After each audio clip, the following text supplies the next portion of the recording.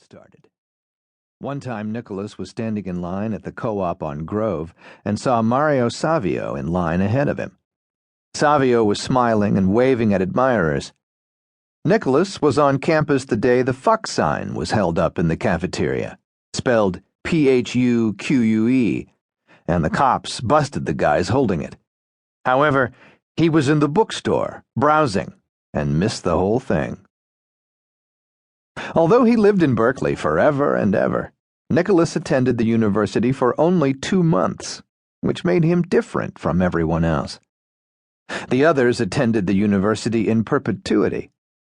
Berkeley had an entire population of professional students who never graduated and who had no other goal in life.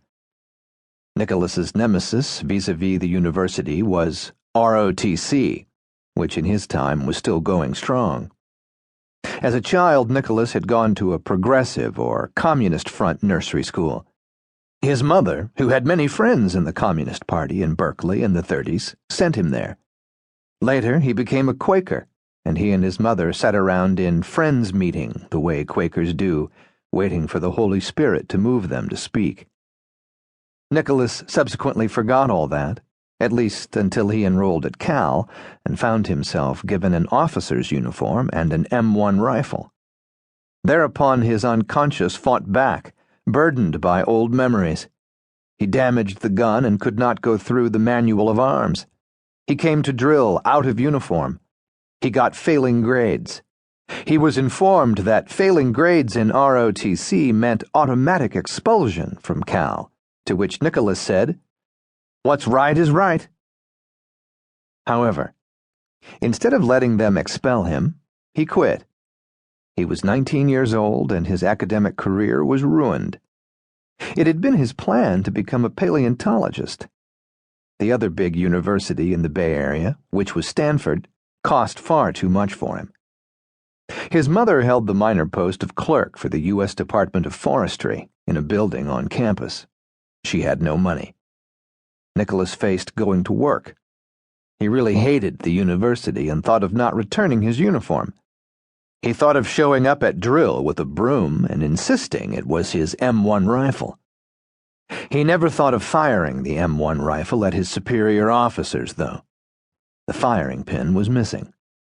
Nicholas, in those days, was still in touch with reality. The matter of returning his officer's uniform was solved when the university authorities opened his gym locker and took the uniform out of it, including both shirts. Nicholas had been formally severed from the military world.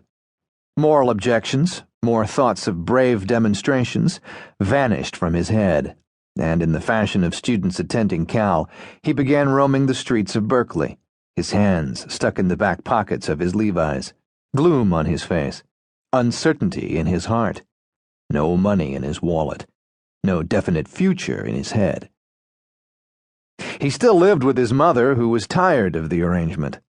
He had no skills, no plans, only inchoate anger. As he walked along, he sang a left-wing marching song from the International Brigade of the Loyalist Army of Spain, a communist brigade made up mostly of Germans.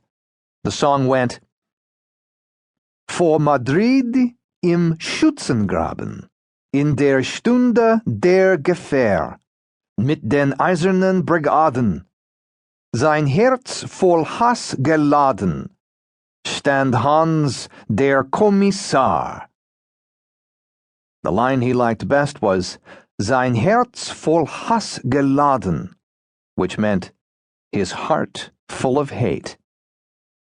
Nicholas sang that over and over again as he strode along Berkeley Way, down to Shattuck, and then up Dwight Way back to Telegraph. Nobody noticed him because what he was doing was not unusual in Berkeley at that time. One often saw as many as 10 students striding along in jeans, singing left-wing songs and pushing people out of the way. At the corner of Telegraph and Channing, the woman behind the counter at University Music waved at him, because Nicholas often hung around there browsing through the records. So he went inside. "You don't have your uniform on," the woman said.